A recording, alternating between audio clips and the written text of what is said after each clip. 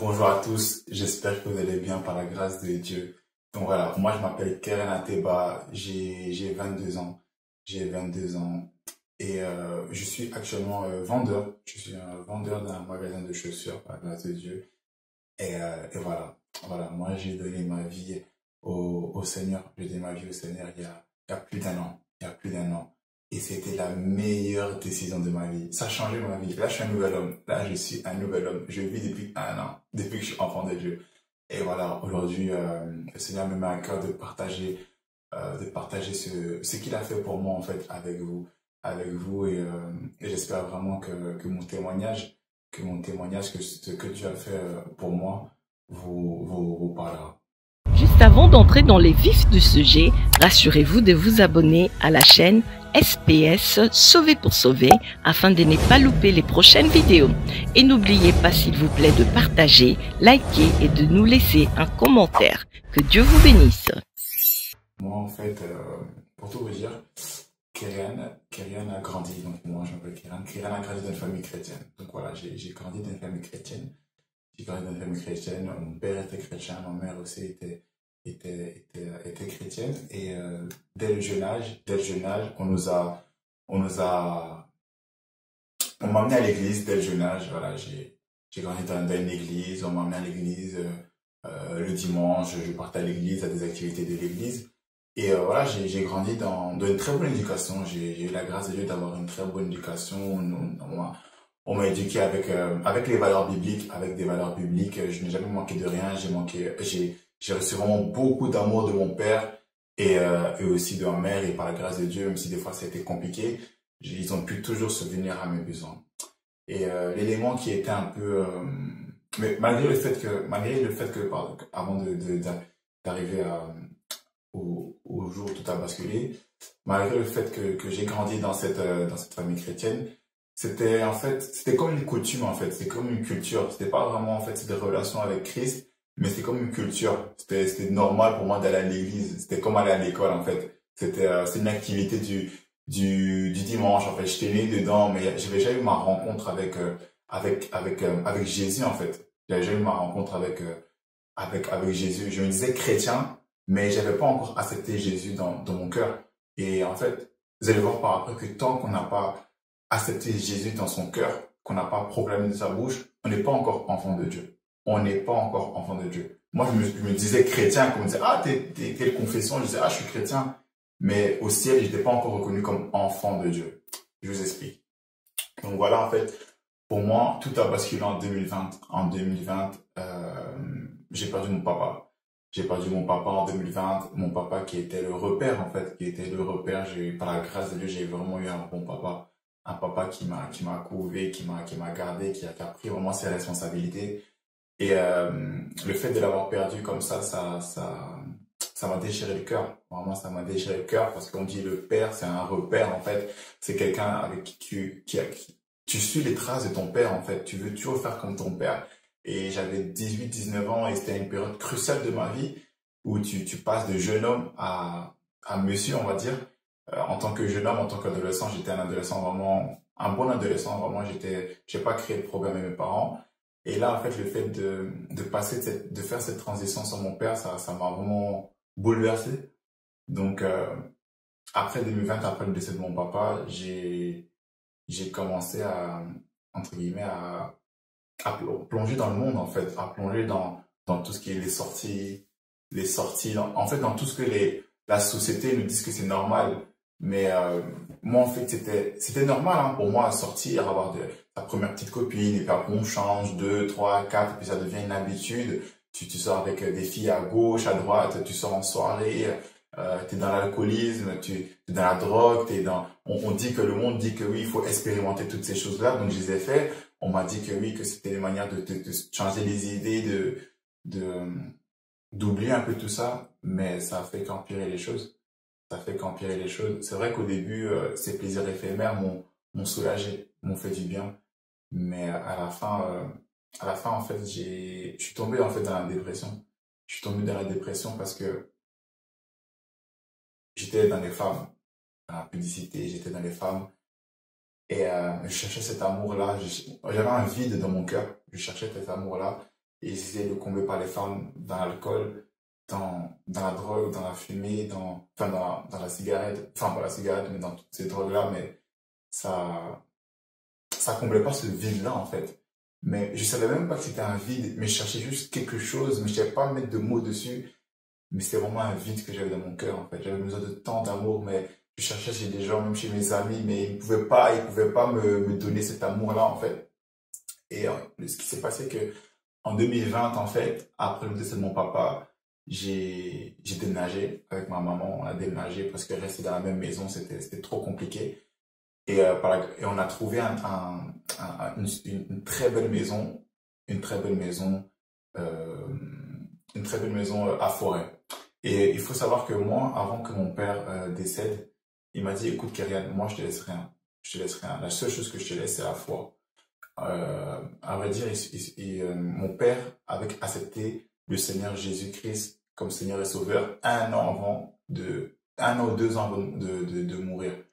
Et moi, je me dis, mais attends, papa, on a grandi dans une église, donc tu as fait peut-être 20 ans, voire 30 ans dans une église, mais tu l'avais pas encore rencontré. C'est 2 ans avant qu'il parte, qu'il avait vraiment accepté le Seigneur. Donc, maintenant que j'y pense, je me dis, mais pendant 30 ans, en fait, tu étais à l'église, mais tu n'avais pas rencontré Dieu, en fait. Et avant qu'il ait sa rencontre avec Dieu, enfin, quand il a accepté le Seigneur, il avait complètement changé. On ne peut pas accepter le Seigneur et rester le même, en fait. Il était d'une douceur avec moi, franchement, je connaissais pas mon papa. Donc, du coup, quand il est parti en paix. Parce que il avait accepté Jésus et il savait où il partait, en fait. Il savait où il partait. Et il a dit, écoute, mon fils, moi, je laisse rien. On est 4 avec mes frères et sœurs. Il dit, la seule chose que je vous laisse, c'est la foi. Et moi, j'avais pas compris ça. J'avais vraiment pas compris ça. Je dis, bon, ok, d'accord. Mais donc voilà, pour revenir à la maison. Donc, mon papa fréquentait une église. Il fréquentait notre église, qui est ICC. Et du coup, on a déménagé juste à côté de ICC, vraiment à 2 minutes de ICC. Et quand on a déménagé, avec maman, quand on passait devant ICC, ils disaient, ah, c'est ici que ton papa priait. Et il y avait plein de gens et tout qui sortaient de ces églises. Et puis je disais, oh, bon, peut-être qu'un jour j'irai peut-être voir. Et pendant 2 ans, je voyais des gens sortir de ICC tous les dimanches et tout. Mais moi, j'étais dans mon monde, moi, j'étais vraiment dans mon monde et tout. Et au début, en fait, dans les plaisirs éphémères, ça fait du bien, t'es dedans et tout. Mais quand on dit éphémère, c'est-à-dire ça ne dure pas. Il y a un moment où, en fait, toutes les blessures que tu as, en fait, refont surface, en fait. Et il faut que tu les traites, sinon ces blessures-là vont te ronger, vont tout te prendre. Et moi, c'est ce que ça a fait pour moi, ce que ça a fait. Et dans ces moments-là où j'étais en dépression, j'étais seul, où personne ne pouvait me comprendre, je me suis souvenu des chants, en fait, que mon père mettait quand il a donné sa vie au Seigneur. Ces chants me sont revenus. Et en allant sur YouTube, j'ai mis ces chants et ça m'a conduit vers ICC. J'ai écouté les prédications de divers pasteurs de ICC. Et avec ces prédications-là, en fait, on dit à en fait, la vérité m'a affranchi, la vérité, on dit vous connaîtrez la vérité vous rendra libre. En fait, ces paroles, ces simples paroles m'ont fait un bien fou dans le cœur. Et en fait, là, un dimanche, je me suis seulement levé et je suis parti à l'église tout seul, sans me dire à ma maman, je suis parti tout seul. Je me suis assis, en fait, et à la fin du culte, on m'a dit, est-ce que vous voulez donner votre vie à Dieu, en fait? Et j'ai levé ma main. Et quand j'ai levé ma main, j'ai senti un soulagement dans mon cœur, un poids. En fait, il y a un poids, mais ce poids-là, je sais pas comment vous le décrire.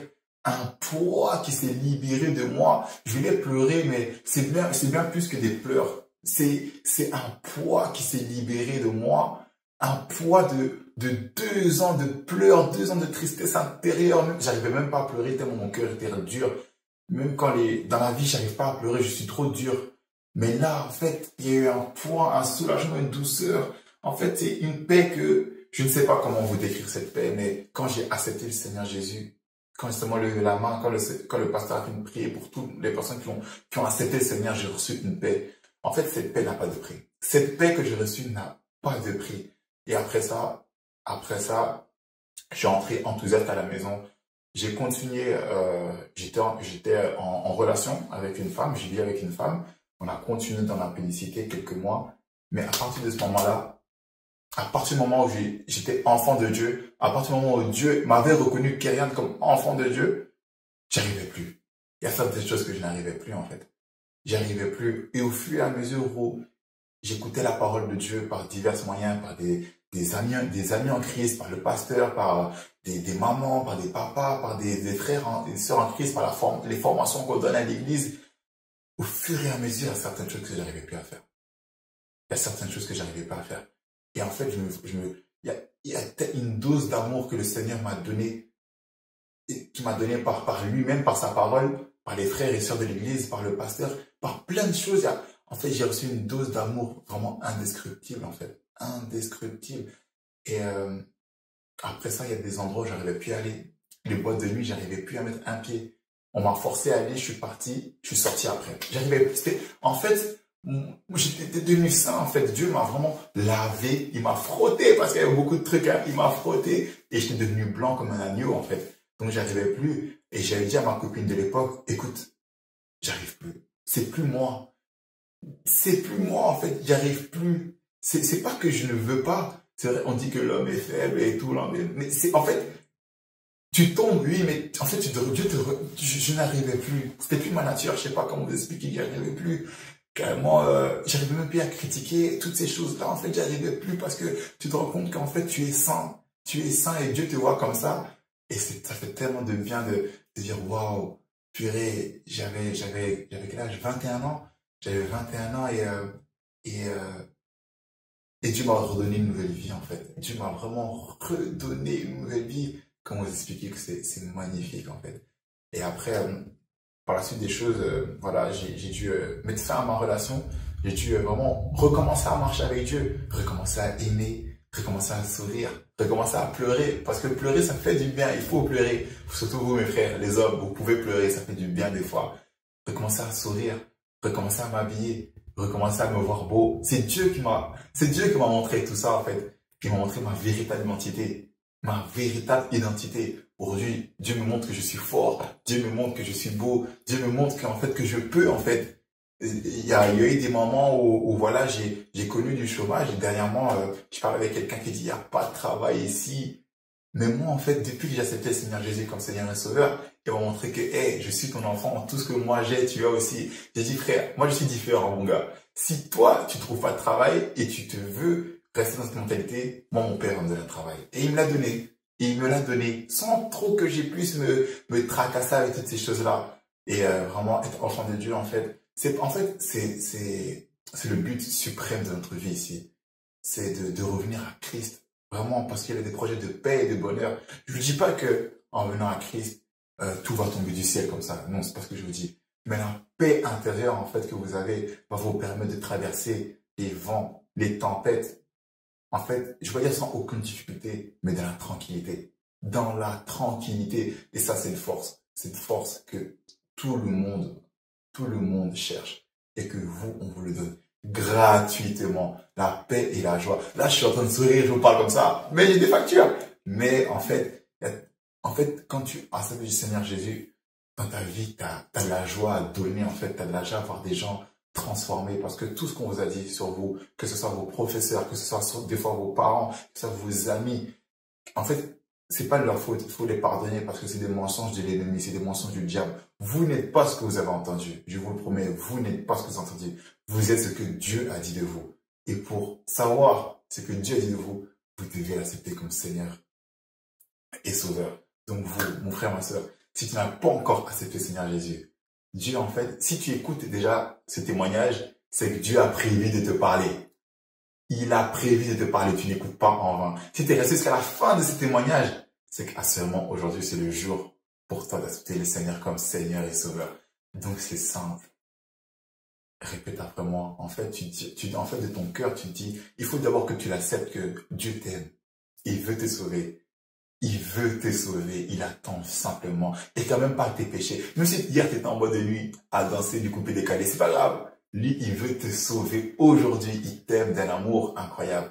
Donc, répète après moi, Seigneur Jésus, aujourd'hui, j'ai entendu ta voix à travers à travers ce témoignage de ce que toi tu as fait dans la vie de mon frère Kerian. Et aujourd'hui, j'ai foi que moi aussi tu veux me sauver. Alors aujourd'hui, Seigneur Jésus, je t'accepte comme Seigneur et Sauveur dans ma vie. Voilà, mon frère, ma sœur, confesse-le, dis seulement que tu acceptes le Seigneur Jésus comme Seigneur et Sauveur dans ta vie. Et assurément, tu verras que ta vie va changer. Alors aujourd'hui, je te dis bienvenue dans le royaume parce que j'ai foi que tu as fait cette prière et j'ai foi que ta vie a changé aujourd'hui. Retiens bien cette date parce que j'ai le début d'une grande histoire avec notre papa. Allez, bye bye les amis.